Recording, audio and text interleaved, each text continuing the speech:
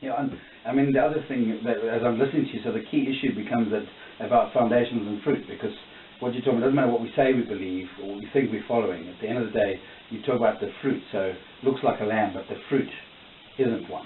Yes. And so you know, it's all about getting the right type of foundation. So you're passionate about setting that in place.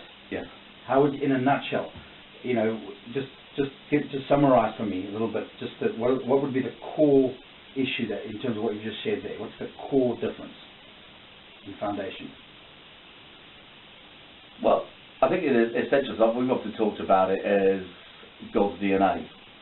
Jesus, when talking to the people of his day, he said certain things, and they said, well, that can't be possible, you know, God is our Father. He said, no, God ain't your Father, because look at the fruit you're producing. Yeah. And so the reality is, you know, when you're the children of God, when you have the same sort of DNA as God. And so our passion, therefore, is to discover who God is, and so therefore what his DNA would reproduce. That would be the fruit. It ought to look like it ought to look like him, and so that's how we determine those things. And so for me, I mean, I guess this is a preacher's tool, but I always thought we've got to start with the person of God, and so yeah, does it emanate from the person of God? And then we need to look at the purpose of God. What's he looking for? Because I think one of the problems we have is we look for success, achievement, appearance, all these things, and we don't seem to line up with what God's purpose is, his primary purpose. Someone said to us even yesterday, didn't they? You know, God is not interested in results, because he just says, let there be light, and there is light. Yes. So really, if it was about achievement, God could, and it's done. Like that. Yes.